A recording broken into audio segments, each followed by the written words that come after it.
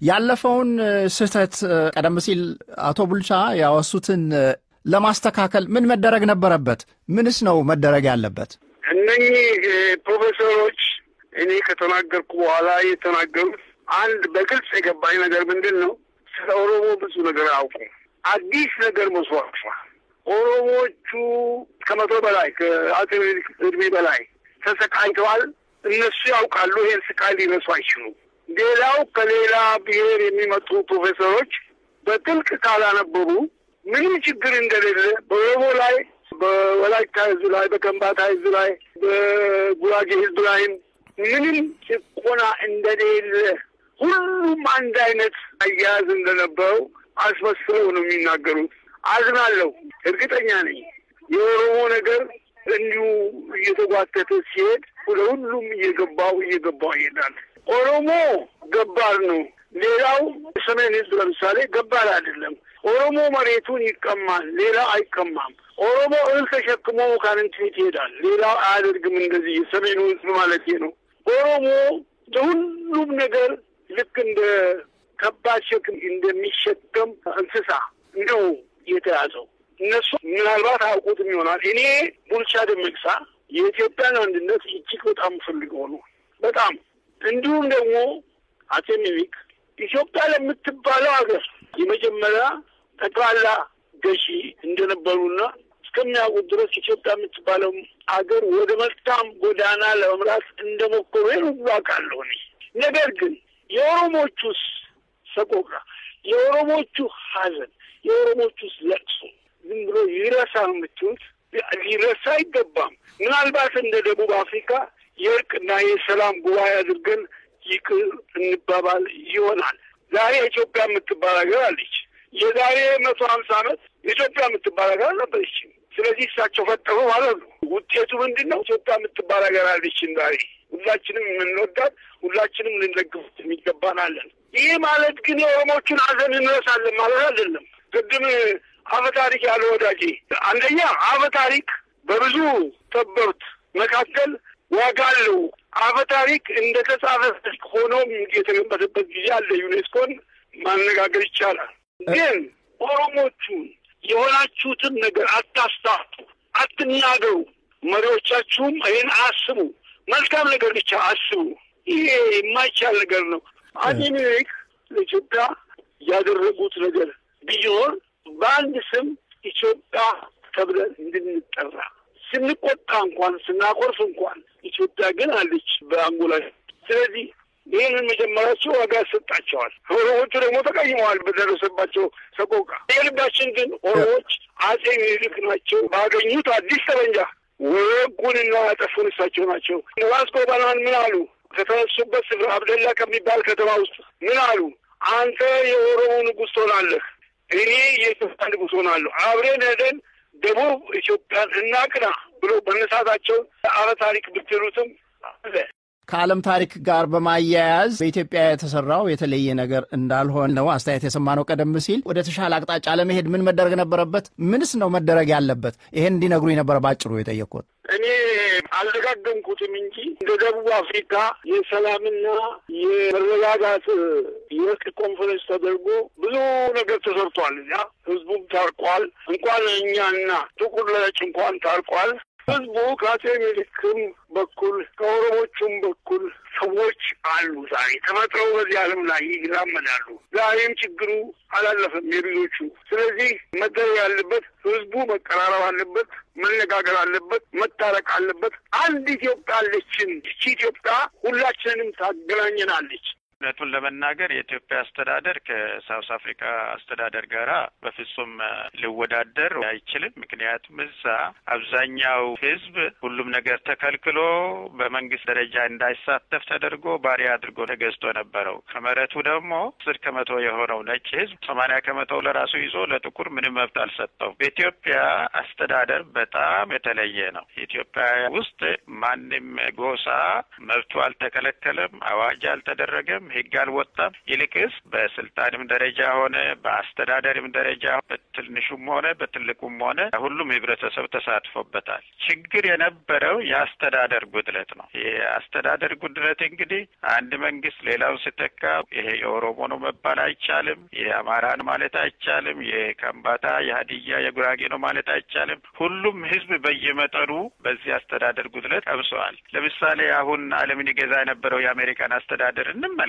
ጥቁሮች ከዚህ ሀገር ከገቡበት ጀምሮ በባርነት ነበር እስከ 1967 ዓመተ ምህረት የነበሩ። ነጭ ማግባት ብቻ ሳይሆን ነጭ ማየትም አይችሉም። ይሄ በኢትዮጵያ በፍጹም ያልታየ ነው። ገዢው ወገን ከተገዢ ወገን ይጋባል፣ እርስ በርሱ ተዋህደዋል። በሃይማኖትም ሆነ በባህልም ሆነ በሁሉም ተወራርሰዋል። ኦሮሞዎች በኬንያም አሉ። ግን በኬንያ ለምሳሌ እንግሊዝ ሀገር ሲያስተዳድር ኦሮሞዎችን ከኢትዮጵያ በተሻለ ሁኔታ ተመልክቷቸዋል? በፍጹም። ይልቅስ እዛ የነበረው ጥቁር በመሆናቸው ብቻ መሬታቸው ተወስዶ ለነጭ ተሰጥቶ ምንም መብታቸው ሳይታወቅ ነው የኖሩት። የእኛን ሁናቴ ማባባስ የለብንም። የሌለውን ፈጥረን እንደዚህ ተደርጓል ማለት ተገቢ አይመስለኝም። እኔ አፈ ታሪክ ብያለሁ፣ ይቅርታ ልበ ወለድ ታሪክ ብል ነው የሚሻለው። አፈ ታሪክ እውነተኝነት አለው። ሁለተኛ አቶ ቡልቻ ደመቅሳ የሚረሱት ነገር አለ። ኦሮሞዎች ሰሜንና ደቡብ ምዕራብ ኢትዮጵያ ሲንሰራሩ ሳለ በሰላም አይደለም ያደረጉ። ምንድነው ማንበብ ይገባታል። ጋዳ የሚባል ስርዓት አለ።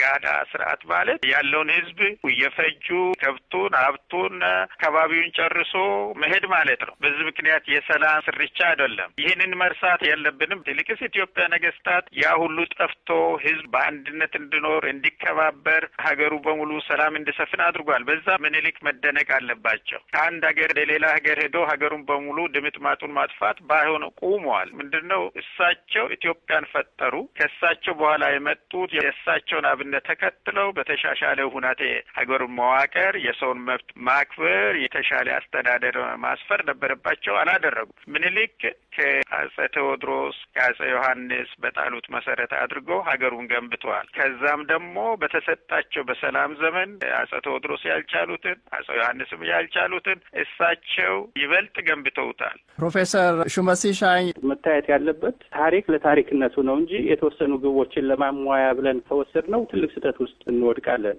እና ታሪክ የእውቀት ብልጭታ መፍጠሪያ መሆኑ ይቀርና የማበላሻ እና የማውደሚያ መሳሪያ ይሆናል። የምናደርጋቸው ስህተቶች ህዝቦችንም ይበድላሉ።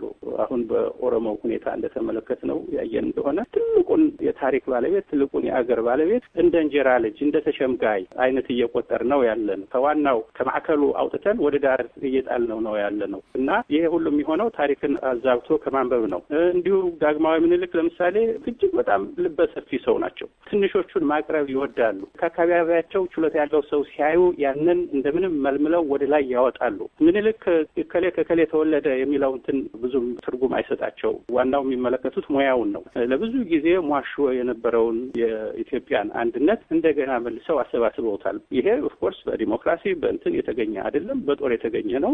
ብዙ ጥፋት ደርሷል። ብዙ ሰዎች ተበድለዋል። ይሄ የታወቀ ነገር ነው። ይሄ ግን የታወቀ ደግሞ የታሪክ ሂደት ነው። ከዚህ ውጪ ልንሆን አንችልም። ታሪክንም ከጊዜ ውጪ ልናየው አንችልም። እነሱ ያን ጊዜ ለመብት ያላቸው አመለካከት እኛ አሁን ካለን የተለየ ነው። በእኛ ሀገር እንኳን አሁንም ቢሆን የተሻለ መብት አለ ብዬ ለማለት በጣም ይቸገራለሁኝ እና ከዚህ አንጻር ስንመለከተው ያንን ሁኔታ በጥንቃቄ እና በጽሞና እንድናጤነው ይገባል። በሰሜኑ በኩልም እንደዚሁ የተመለከትን እንደሆነ በአብዛኛው ጥፋት የተከተለው እዚህ አካባቢ ባለው ያልተረጋጋ የፖለቲካ ሁኔታ ሆኖ እያለ አብዛኛው ጥፋት ዳግማዊ ምኒልክ ላይ የማላከክ ነገር አለ።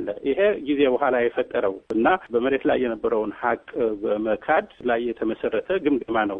እንግዲህ ባለፈው የኢትዮጵያ ታሪክ በተሰሩ አንዳንድ ስህተቶች ይበልጥ በማትኮር የሚደረግ ሰጥ አገባ እንደው ንትርክ ፈታኝ ታሪካዊ ኃላፊነትን ለመወጣት እስከምን ድረስ ያስችላል? እንደው መላው ምንድን ነው? ከዛሬው ትውልድና ከመጪውም ምን ይጠበቃል ትላላችሁ? አቶ ቡልቻ እድሉን ልስጠዎት። ደርሶ በስራ ወደ ኋላ እንመለስ የሚል ሰው የለም። ነገር ግን ታሪካችንን ደግሞ ጨርሶ እንርሳ የሚል ሰው በእውነት ሊገባኝ እንኳን አይችልም። ታሪክን ለመርሳት አንችልም። ታሪክ የዛሬ ህይወታችንን በጣም በጣም ከባድ ጭነት የሚችልበት ነው። ፕሮፌሰሮቹ የሚያስቡት ነገር ሁሉ ገብቶኛል፣ ደንቆኛል። ምክንያቱም እዚህ ሀገር ውስጥ እንደዚህ አይነት ጭምስ ብሎ የመሬት ጉዳይ የለም። እዚህ ችግር አለ። ችግሮቹን እያየን እንነጋገራለን። እንደ ሰርፕራይዚንግ የሆነ አስተያየት የለም በሀገር ውስጥ። ያው ቅድም እንዳልኩት አገሪቷን በሰላምና በእርቅ መንገድ ላይ ከመምራት በስተቀር የሚደረግ ነገር የለም። አመሰግናለሁ። ፕሮፌሰር ኃይሌ ላሬቦ ከአፄ ምኒልክ መማር የሚገባን ነገር ምንድን ነው? ያቋቋሙት ሀገር በሌሎች በመሰረቱበት መሰረት ላይ በማንጻት ነው። አፄ ቴዎድሮስ ደከሙ፣ አፄ ዮሐንስ ተጣጣሩ።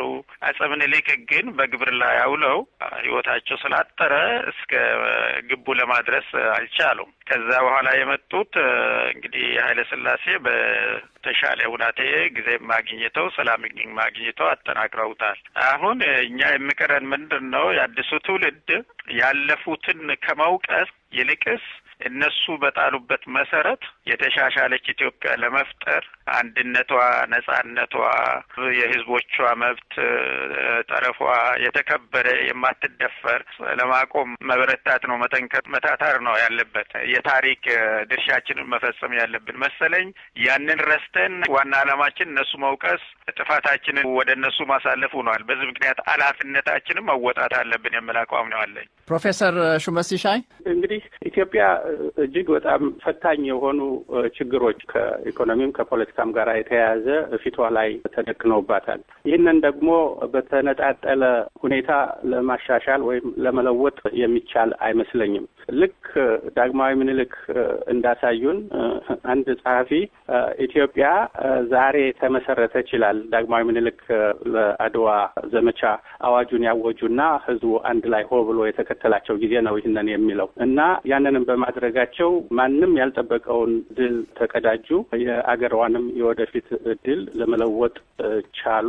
በሌሎቹም ላይ ከፍተኛ ጫና አስከትለው ሳይወዱ በግዳቸው ከኢትዮጵያ ጋር እንዲደራደሩ አደረጉ። አሁን ከዚያ ያልተናነሰ ችግር ነው ያለው። የኢትዮጵያ ሕዝብ ከ80 ሚሊዮን ደርሷል። መሬቱ እየጠበበ እንጂ እየሰፋ አልሄደም። ይሄ ደግሞ የሚያስከትለውን ሰቆቃ መገመት ይቻላል። ከዚያ ሊወጣ የሚችለው በተነጣጠለ ሀሳብ፣ በተነጣጠለ የማንነት ጥያቄ አይደለም። ይህ ሕዝብ አሁን አንድ ላይ ተጠምዶ አንድ ላይ ካልሳበ በቀር ወደዚያ ፈር ለመድረስ እጅግ በጣም የሚቸገር ይመስለኛል። የምንፈልገውን ነጻነትና የምንፈልገውን ክብር ልናገኝ የምንችለው የግለሰቡ ነጻነትና የግለሰቡ ጥቅም ሲከበር ነው እንጂ የተወሰነ ጎሳ ወይም የተወሰነ ህዝብ የተወሰነ መላሾችን በማግኘቱ አይደለም። የእያንዳንዱ ዜጋ ክብር ከተጠበቀ የሁሉም ክብር መጠበቁ የማይቀር ነው። እቺ ሀገር አሁን ከተጋረጠባት ትልቅ ችግር እንድትወጣ ህዝቡ የግድ እንደገና ትልቅ የአመለካከት ለውጥ ቢያደርግና በአዲስ ቢጀምር የተሻለ እድል ይኖረናል ብዬ ገምታለሁ። አቶ ቡልቻ ደመቅሳ፣ ፕሮፌሰር ኃይሌ ላሬቦና ፕሮፌሰር ሹመት ሲሻይ ከልብ አመሰግናለሁ። እግዚአብሔር ይስጥልኝ።